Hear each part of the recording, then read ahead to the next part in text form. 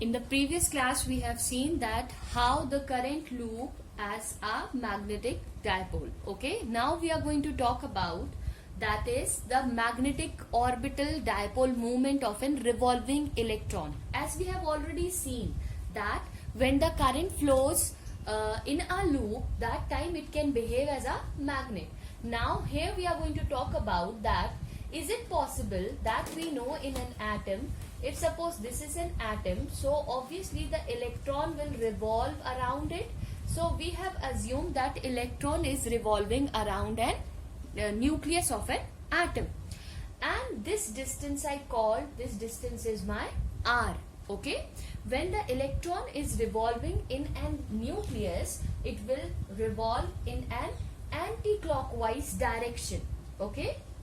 So, when the electron is revolving in a nucleus, it is equal to the current flows in a circular loop, or we can say in a closed loop, right?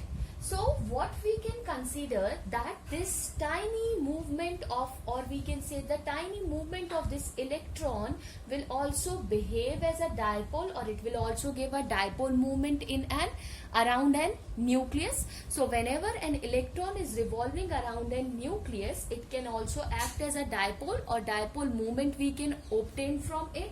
So we can see here that because this electron which is revolving around the nucleus, it is at the distance r, it is moving in anti-clockwise direction, it will gives an angular momentum. Okay, it will give an angular momentum. What is that angular momentum? That is L equals to mRV. Okay, which is always acting, this is acting normal to the plane of this orbit. So this is the place where your angular momentum is acting.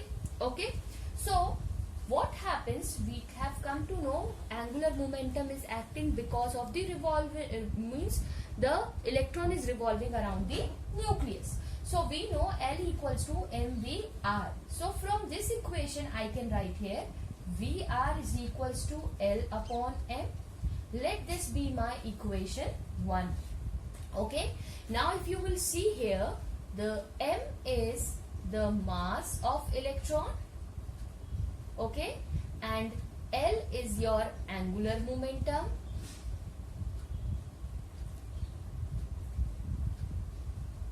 and V is the velocity, and R is the radius. Okay, so this is already given. As we have considered that because of this motion of this electron, the current is also produced. We know that the current is what? Current is defined as charge per unit of time. What is charge here? Charge is electron. And what is that time? The time period in which the electron is revolving around the nucleus. So I can write here as I is equals to small e upon capital T. Okay, where E is the charge on an electron and T is the time period of an orbital motion. Now if I will ask you to tell me that what is its time period, how we can calculate the time period? We know that, but time period formula, if I will ask you what, from where I can calculate this, this is speed is equals to distance upon time. So time is equals to what? Distance upon speed. So what is the distance? It will cover the area, that is the circumference 2 pi r, and what will be its speed? That will be its velocity, that we are writing v. Okay, so this p value I can substitute in I value. So I will substitute value of t in equation of current. What is my equation of current? That is I is equals to E upon t value is what? 2 pi r upon v. So this I will get as EV upon 2 pi r. So I is equals to, I have EV upon 2 pi r. Okay, this is what I have got, that is EV upon 2 pi r, only by substituting the value. Okay, we need to calculate its orbital magnetic moment. If you remember what is magnetic moment, magnetic moment is represent m is equals to Ia, This we have obtained or we have seen in the previous expression. Now as it is an orbital magnetic moment, we are representing an orbital magnetic moment with mu L, okay, which is equals to IA. Just now we have calculated the value of I. I can substitute the value of I here, and A value I am going to substitute, okay. So mu L is what? It is orbital dipole moment, okay, dipole moment, that is I into A. So value of I is what? EV upon 2 pi r. What is the value of A? Area of this circle, so that will be pi r square, okay. R से 1 r cancel, pi cancel, we will have mu L is equals to EVR upon 2. This we will have. Now I am going to multiply this equation and divide this equation by m. I am going to multiply and divide this equation by m. What I will get? EVRM upon 2m. If you will see here, MVR, what it is? L is equals to MVR, that is your angular momentum. So in place of this I can write in value of angular momentum. What I will write? Mu L is equals to E upon 2m into L. This I can write. This is my orbital motion, okay, orbital motion. So here we can write this as orbital moment. This is your orbital dipole moment expression, is equals to E upon 2m into L, okay. Now this will be minus when the mu L and L are in the opposite direction to each other, okay. And if suppose, when this is the case of electron, if suppose we consider a positive charge particle is revolving around or moving in the circular path, so this negative sign will be neglected from here. So now right now the equation will be minus E2m upon L. Understood? Okay. Now we are going to talk about the Bohr's magnetron, or we can say simply a magnetron, okay.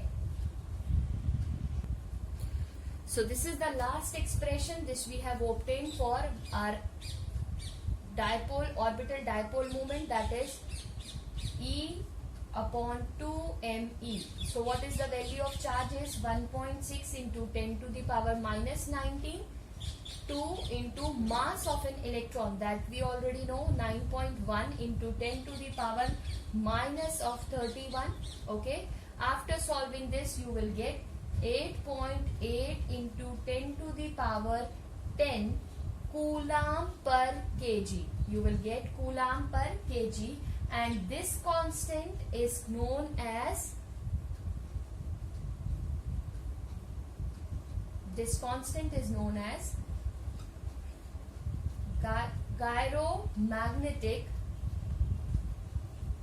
gyromagnetic constant. This constant is known as gyromagnetic constant. If you will see here in this expression, we have E upon 2m into L. Here mu L upon L, orbital moment upon angular momentum. This is what they are saying, the gyromagnetic constant. So this value is called the gyromagnetic constant. Understood? Now we will talk about according to the Bohr's quantization. Okay. What the Bohr's quantization law says, that you have already studied in the chemistry, okay, Bohr's quantization theory. So Bohr's quantization law, here we know that L is equal to what? NH upon 2 pi, where N is any integer and H is the Planck constant. N is an integer and that value can be 1, 2, 3 up to anything, and H is what? H is your Planck's constant, okay, its value is Planck's constant. So here we will have this. If we are going to put the value of N1, we will get mu minimum, that will be H upon EH upon 4 pi m. Why I got EH upon 4 pi m? Because I have substituted the value of L here in the above expression, mu L upon L. Instead of L, I will take this L here, 2 me into L. So when you will substitute the value, you will find n's value is 1, h upon 2 pi, so 4 pi m upon E h. Understood? Okay. So what is Bohr's magnetron? Bohr's magnetron can be defined as an orbital magnetic movement of an electron circulating in an innermost orbit, or we can say Bohr's magnetron as. So what is Bohr's magneton? Bohr's magneton is denoted by mu b. Okay, the least value of the dipole moment of electron revolving around the nucleus is called the Bohr's magneton. So Bohr's magneton is the minimum or the least value of the dipole moment through which the electron is revolving around an nucleus. Understood? This is important, that's why we have done it. Now if they will ask you to calculate the value for this, how you will calculate it? You will calculate it when the formula you can use EH upon 4 pi m. You have the value of everything. This will be your 1.6 into 10 to the power minus 19 into Planck constant 6.6 into 10 to the power minus of 34 whole divided by 4 into 3.14 mass of an electron. This you can write it down, 9.1 into 10 to the power minus of 31.